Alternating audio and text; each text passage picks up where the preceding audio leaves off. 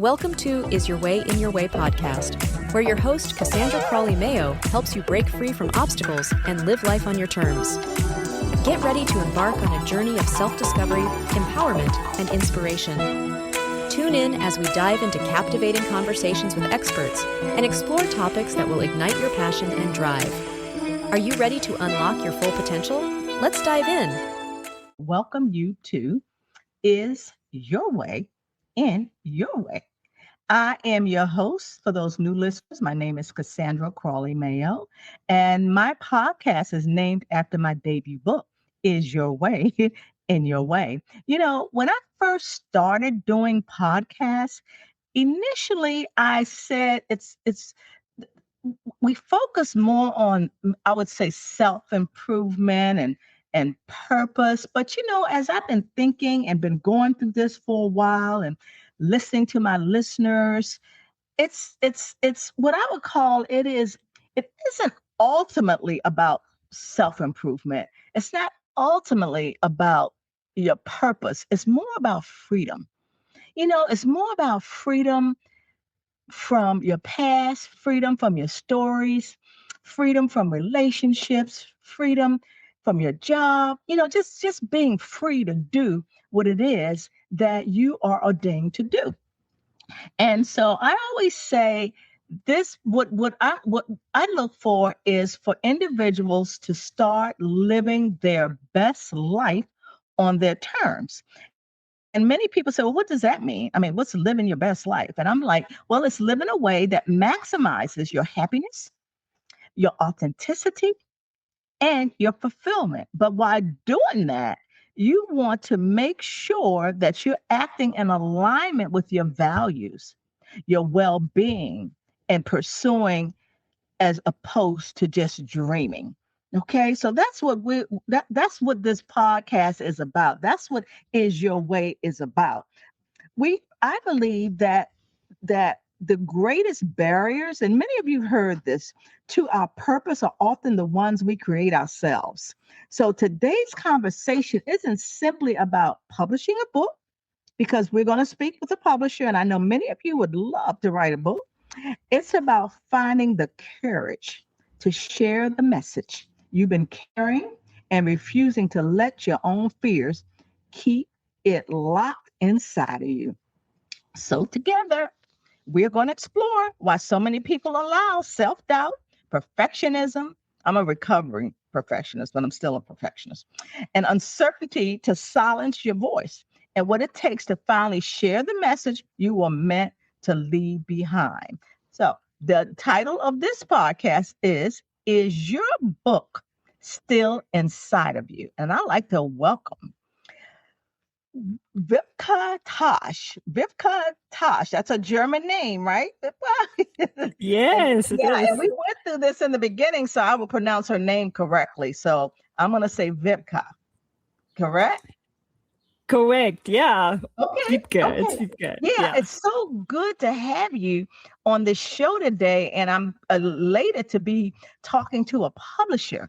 I was a nonfiction publisher, and we can't wait to hear the stories that you had prior to even doing that, and even some of the things that you're experiencing while you're in the midst of it.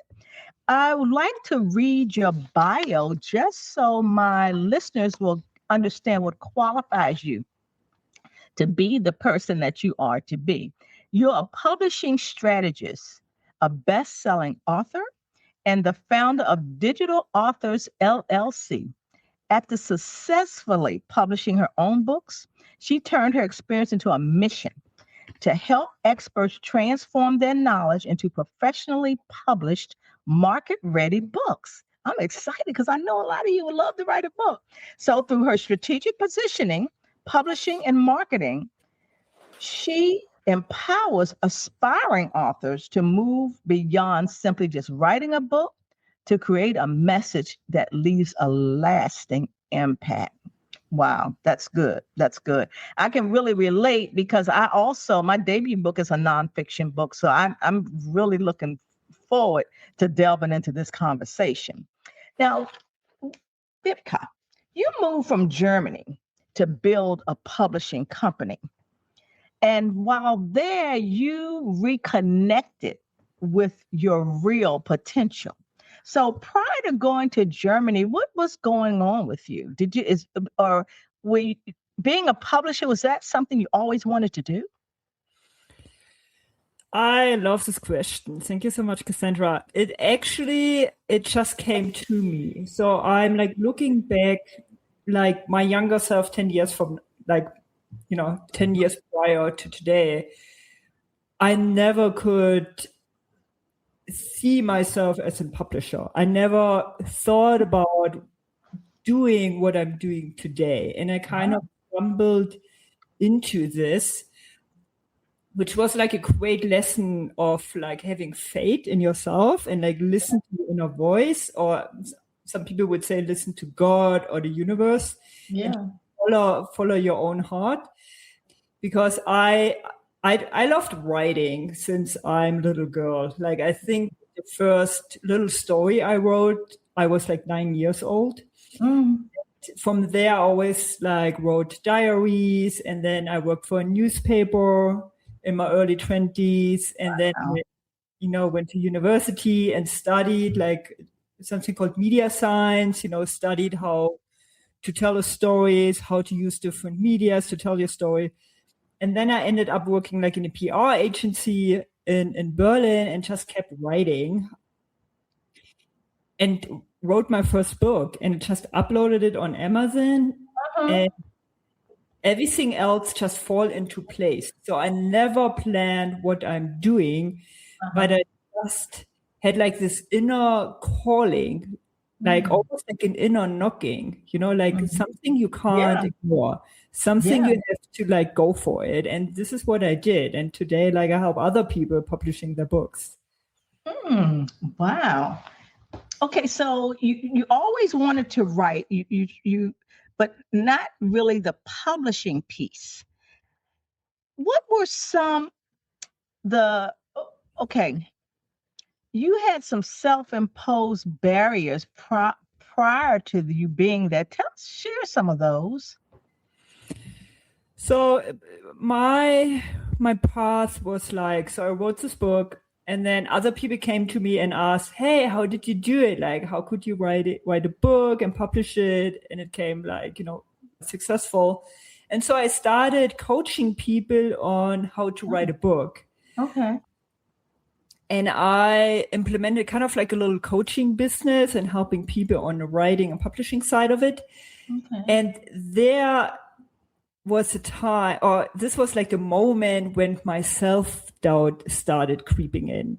Because, and I think I told you this before, for example, I got an email, from a client, and I saw an email and I was like, oh no, what did I do wrong? Like, oh no, I fucked something up. And it was just nothing. It was just, hey, Wiebke, thanks for this and this, or like, can you forward me this and this, or I have a question. So it was nothing ever catastrophic.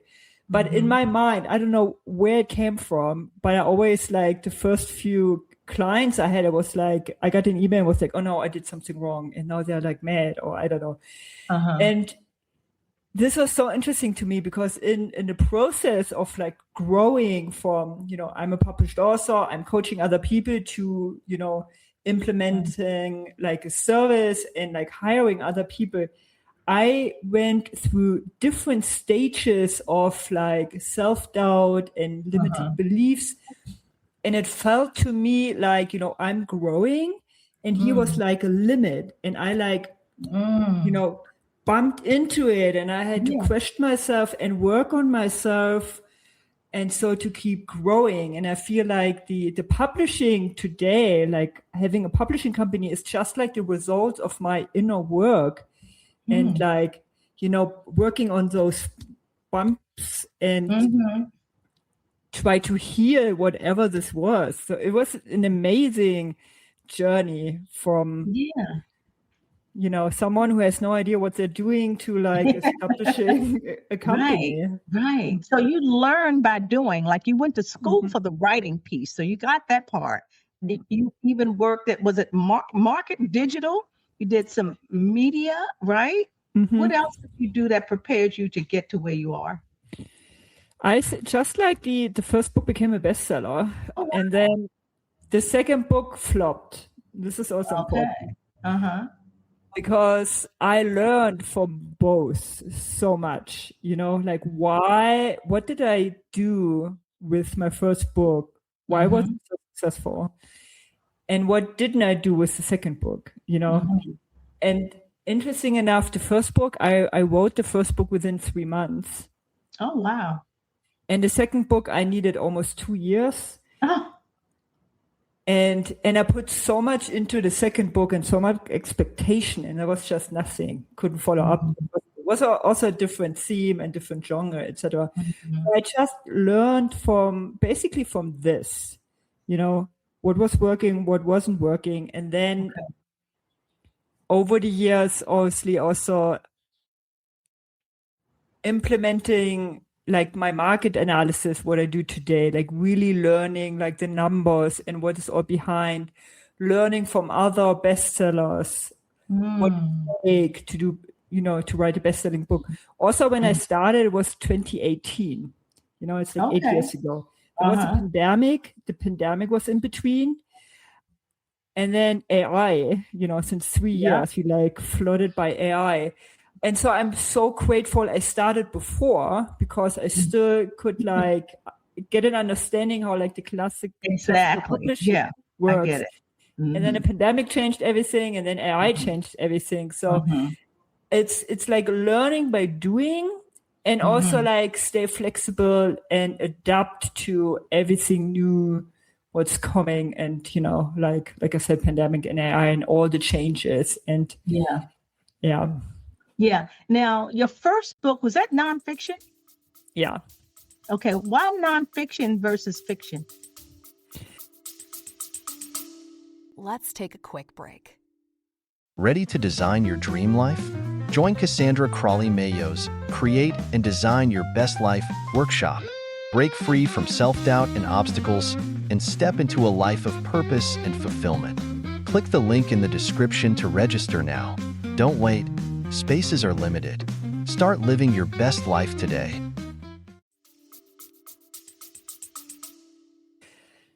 I'm myself like a nonfiction girl, I love nonfiction. I love spiritual books. So my favorite author, for example, is Caroline Myth. I love her so much, like the content and the way she's writing.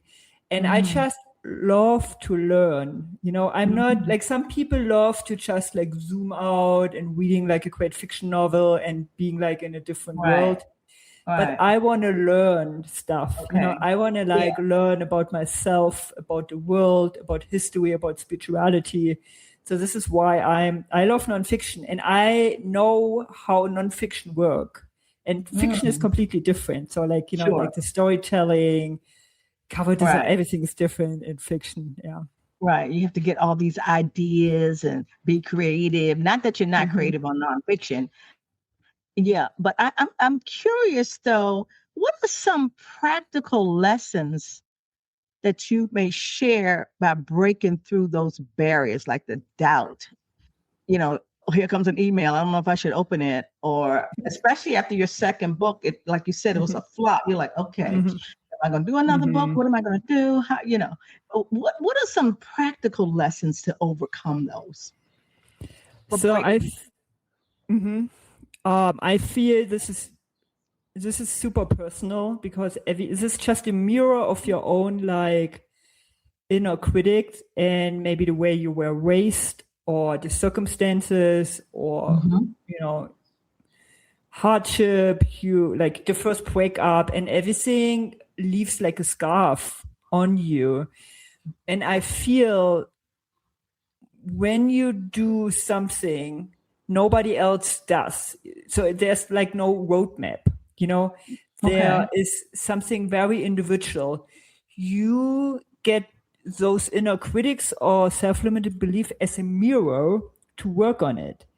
Because just as in comparison, if I would have stayed in my stable job, I probably never would be afraid of like, or getting an email and I would say, whatever, I'm just answering, it's, I would feel more detached, because it's like, it's an email, it's representing the company. I'm just answering it for but like having my own business. Yeah. Getting an email, it's about me because it's my business, and like the products and the service I create, it's me. And so it's an amazing mirror of your self-limiting beliefs. And how I overcome it, it's just like I was honest with myself. I had to say, okay. Obviously I feel this, I think there's something popping up, and then I try to heal it, and I try to, okay, this is not true. This is just like blah, blah in my head. And I use some ways of, like typical coaching approaches. Like, for example, with like the negative self-talk, I put like the negative self-talk on one side of the paper, and then I formulate something positive. Okay. For example, I get an email and I think, oh no, what did I fuck up? And instead of thinking this, I could say, okay, where can I help? Where can I be useful? So how can I make the process better for my clients? And translate it in something positive, and then just like cut off the negative and just burn it. This is what I did. And I feel for everybody who's listening and, this resonates, like just try. First of all, be honest to yourself. Like if you know this comes up, this like bump in the road, don't try to ignore it because it's still there. It keeps you small. And the minute you acknowledge, okay, it's there, it's like hindering me from leveling up. Yeah.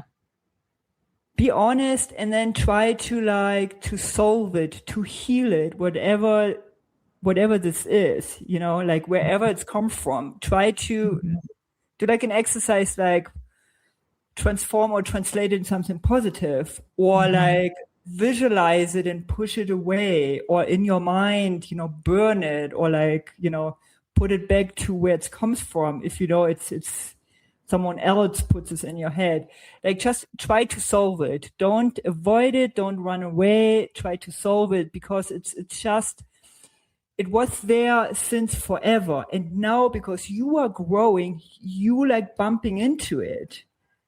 And the minute you can solve it, it's like you're free to grow. It's like a plan. But it's not the only thing. There are probably 10 other bumps in the road, which is okay. It's, just take it one bump after another and like keep going.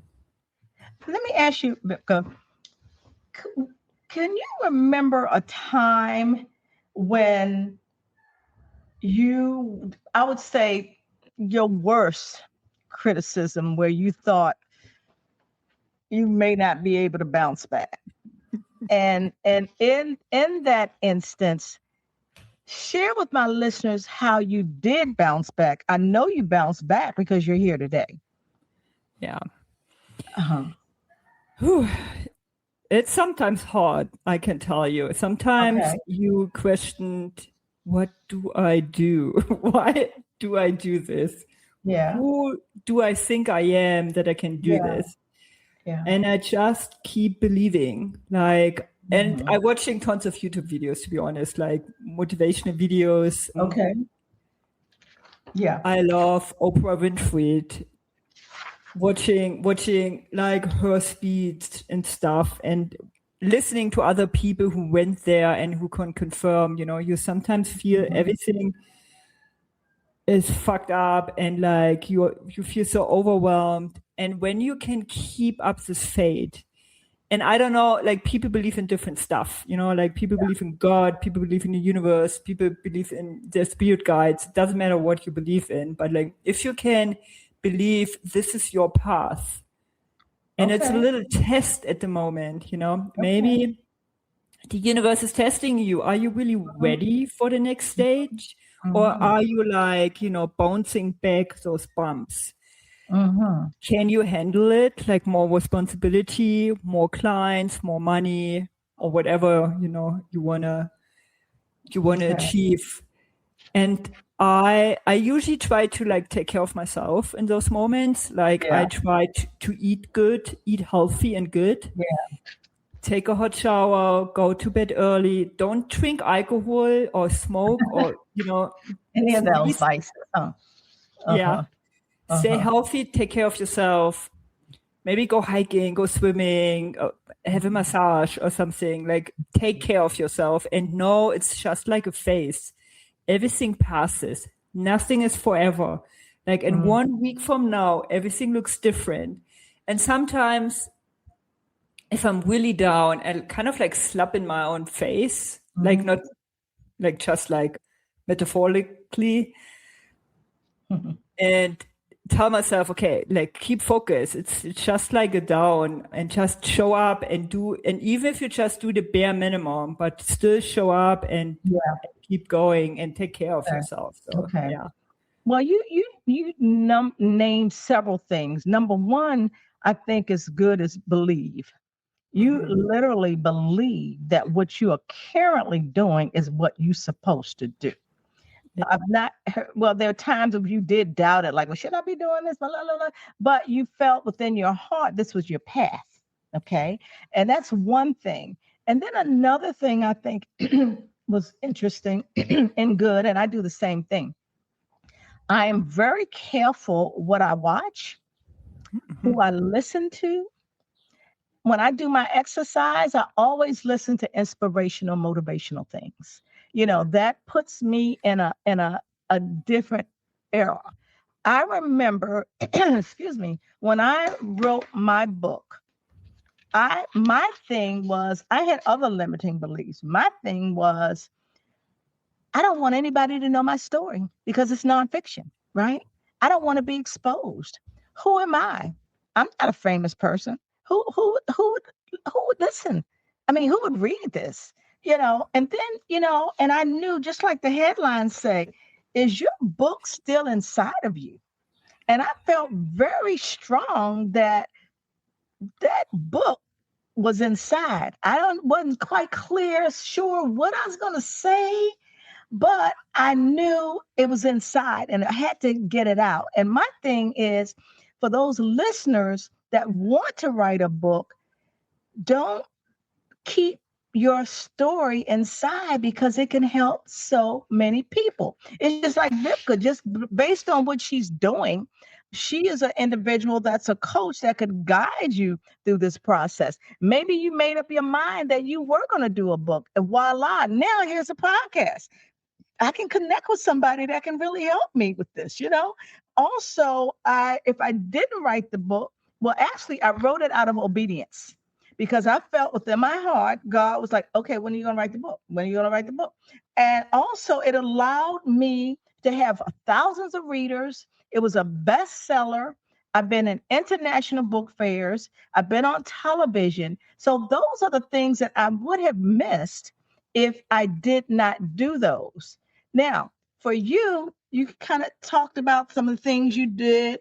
I want to know, in your belief system and your perspective, the mindset is critical. Did anybody help you through this, or you did all of this on your own? I did it on my own. Oh, wow. Wow. I mean, I had like coaches. Yeah. So, and I also believe people who are supposed to help you on the way, they are going to show up on your way. Okay. But something I never expected, but I hear other entrepreneurs and people say the same, like your friends and family, they support you as long as it's kind of like a hobby. But as soon as it gets serious, it's kind of like question you as well. And this is also hard if you get like some backflash from friends and family, kind of like, oh, what are you doing? And, it's like writing as a hobby. Mm-hmm. But people always showed up and helped me. So like after my first book, I booked like a women's empowerment retreat in Morocco for 14 days. And I met so many amazing women who I could show up to, look up to, and who especially like older women, and I feel this is so important for women to have like elderly women in our life who can like guide us, teach us, and be there. And it's not necessarily our aunts or our mothers, but really like having like a tribe out of like good women who where you can turn to if you have any questions or doubt. So like women really helped me on my journey. Okay. And then, like I said, like YouTube videos and books, like a lot of books really helped me. And my belief and my faith in myself. And I have to say, this is maybe super geeky, but I'm so much into astrology. And astrology, Okay. yeah. And lately in Vedic astrology. And so I kind of like decoded for me like my life path. Okay. And this also helped me to keep going because I saw, okay, there is like a blueprint of my life. Okay.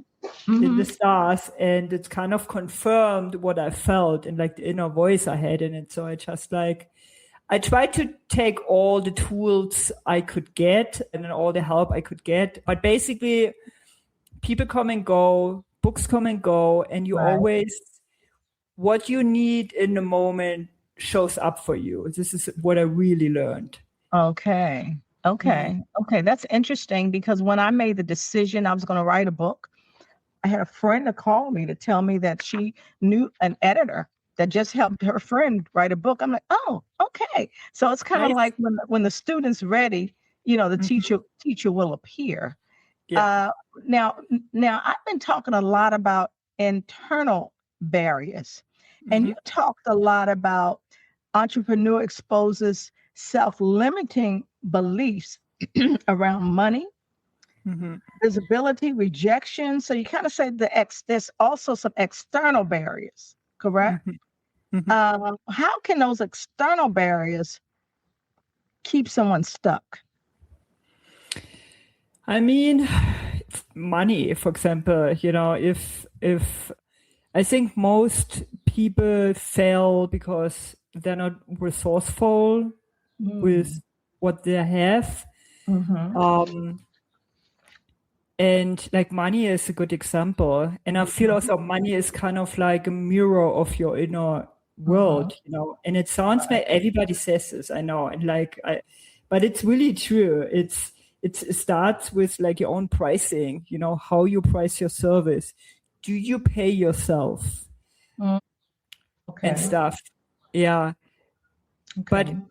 But coming back to like book writing, for example, it's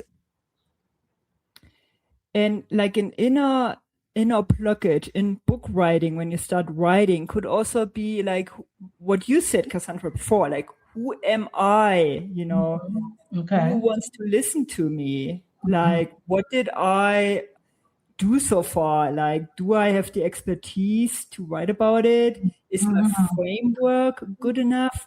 Is my story good enough? How can I help other people? So there comes a lot of like limiting beliefs which can hold you back.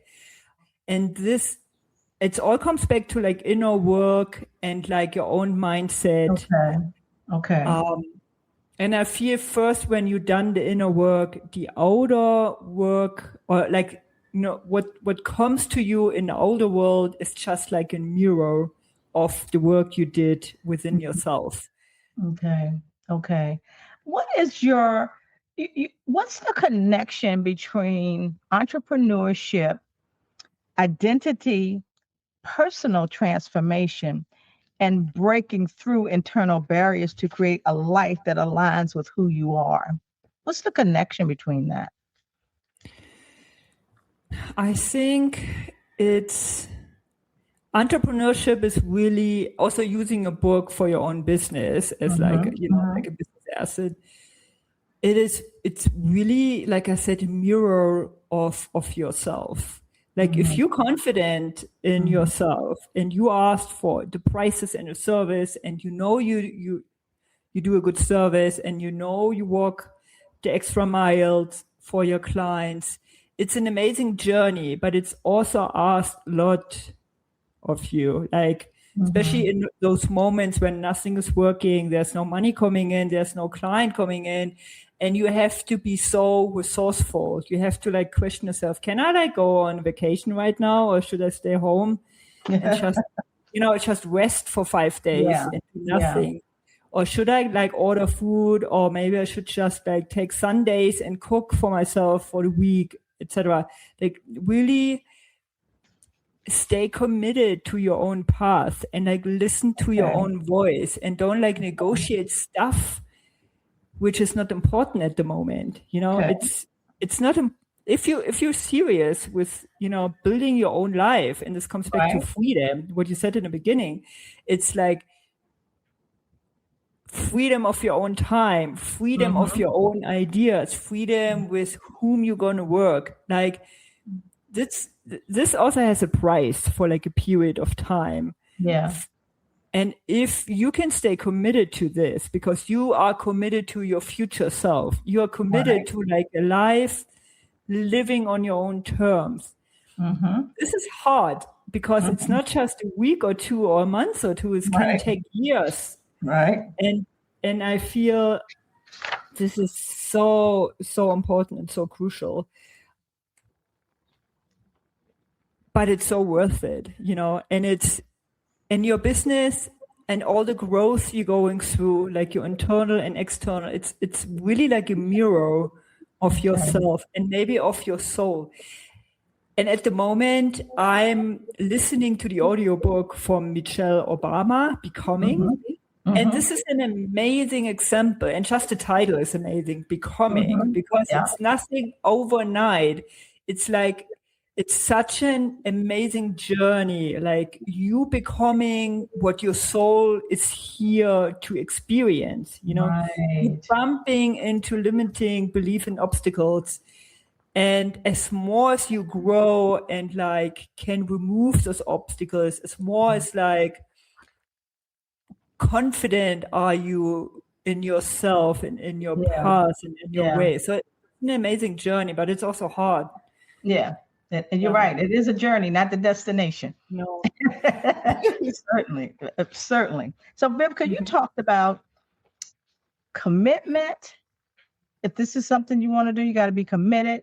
Believe that this is your path. You talked about investing in yourself, being at retreats around other women. You also talked about mindset, how critical that is. If you have to, like you said, you listen to the Oprah, you now listen to Michelle Obama. So those are the things that has helped you shape you into you becoming who you are. So my next question is for my listeners who want to write a book. Where should they start? I would say there's two answers. So more technical answer and then more maybe spiritual answer. Most authors I work with, they have like an inner calling. It's really like a calling. I have to write a book. Like there's something you can't ignore. There's something knocking, like the soul is knocking on your chest, And listen to this. If you noticed you have this, if you notice like there is something I need to write down, like I can't stop thinking about it. So this is, like a good sign to sit down and start writing your ideas down. And even if other people come to you and say, hey, you should write a book, when like a lot of people come to you and say, you should write a book. It's also like the universe is preparing you to like, hey, it's, time is coming, sit down and like write down your ideas. So listen to this. It's super important. And the second more technical approach is like market analysis, which I offer. Which helps people to understand, is there any potential for their book ideas? Because, and I developed this after my book flopped, and I had to figure out, okay, why is this one book successful and the other one did not? And I found out because it's like demand, it's simple as this. It's just demand. If people are not searching for it, You're going to sell nothing. And so I developed a market analysis, and we looking at demand. Are people searching for it? How much demand is there? Is there enough demand? Is the competition low? Which means there's enough space for like a first-time author to occupy this niche. What is this niche? We look at positioning, and it's a great way of understand the book potential. People also like investing in those niches, because sometimes people like searching for the topic, but they're not ready to invest in books. So we're also looking like, okay, is there like a revenue potential? How much? And usually looking for like, I always say like a gold nugget niche. So where like the demand is high and the competition is low. So it's a good niche to gain visibility. So this is the second approach I would do if I'm serious with writing a book. Yeah. Yes, that's good. Okay, listeners, I know many of you always wanted to write a book. It's just something inside, something calling you, an inner calling. You just can't get it out of your head. Somebody has told you should write a book, all of that. And you keep saying, I'm going to write a book. So that is the number one, listening to Wiebke, to say, okay, if you're having that, all right. The next thing, the technical piece, is she has a market analysis, which is great. I did not have that, where you can go in and she's going to tell you where you can go to get that and find out the demand for the book. Find out, is this what people want to hear? Also, is it something I want to invest in? And perhaps, like she also said, is that if it's something you want to do, she says the universe, I say God, it's going to come. You will get the resources. You got to believe that, because first you got to start it. You got to make the decision to start. That's the key. And just having a market analysis. So if you right now know there's something you want to write about, Wiebke has a marketing analysis she can share with you, and you can figure out, okay, is this the right book? Is this book in demand? This topic in demand? Is this market analysis for nonfiction only? Yes. Okay. So there you have it. And then after that, because so they got the market analysis, they know this topic, what they want to talk about is in demand. Then what should they do then? So book the market analysis, and then we're checking the market for you. It's sometimes, to be honest, we find, okay, this book idea, there is no demand. And so, but we don't leave you hanging, obviously. We try to find a different position you can do. And what we also do, usually we check your website and like your online presence and your LinkedIn to see what are you offering and how can you like reposition your book idea, matching your expertise. And the first thing is usually when you feel, okay, this is actually, I want to do this. Like I want to write a book based on this. We help you with like a book outline, with like a chapter starter. So you don't have to like invest full in like the whole process. You can, just start with like the outline and then keep writing from there and use the outline. I yesterday just came from a call. I'm launching it soon. I don't know when, probably in October. There's going to be a book coach on our team. Her name is Catherine. She's from Tennessee. She's amazing. She helped coaching authors who ended up on a New York bestseller list. So this is such a gift. Yeah, I'm so excited. And so she's going to join the team. And if people need help with writing, she jumps in and helps with the whole process.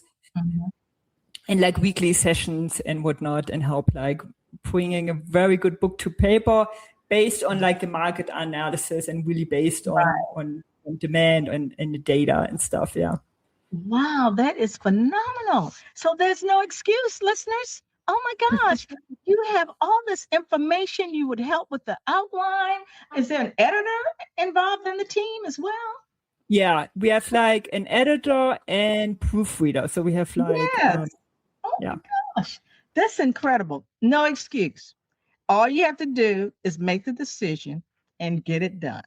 Now, with that, we're going to start with, you got the desire, you're hearing it, you've been hearing it. Now, what Wiebke's going to do is give you the information to hone into her market analysis. Tell them about that, how they can go into get your marketing analysis. Is that complimentary? So yes, you can just book it from my website, which is digitalPythonAuthors.com. And then, you just click free market analysis, put in your data, and it's like a personalized market analysis. We don't need your manuscript. So we just need like some keywords and like a rough idea. What is, your book about, or your book idea? As more information you can give us, the better, obviously, but we don't need like a whole manuscript and, tons of personal information. And yeah, it's usually like around an hour, and then we go from there. Awesome. Could you spell how they can get in touch with you? My website? Yes. Yeah. So it's digital, Digital, Python, like this minus, and then authors, AUTHORS.com. Perfect. So listeners, you don't have any excuse now. Wow. So, hey, when I do my next book, I'm definitely going to do that market analysis, and I will be in touch with your team. Thank you. We can wait. Yes. Yeah. So this has been very informative. You have, listeners, the resources, and it's just like the title. Is your book still inside of you? I'm going to keep saying it. Is your book. So that gift that God, however you want to say, universe or whatever, placed inside you, that fear, perfectionist, of self-doubt has kept hidden from the people who need it the most. You do not. You want to tell your story. So again, thank you so much. I appreciate you. And I don't know what else to say. I think that the resources are phenomenal, and people like free, Right. So all they have to do is take the time, and time is a resource. That's money as well. So make time for it, listeners. And let me ask you as we sign off, now, based on all of that, is your way, in your way from you, writing this book, that book that's still inside of you. Again, Wiebke, thank you so much. Listeners, God bless, and bye for now. Thanks again, Wiebke.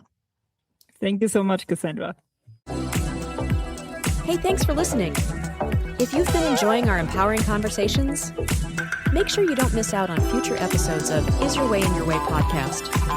Stay in the loop with all the latest episodes. Join our mailing list over at CassandraCrawley.com. And before you go, hit that like button, share with your friends, and subscribe now. Until next time, let's get ready to live your best life.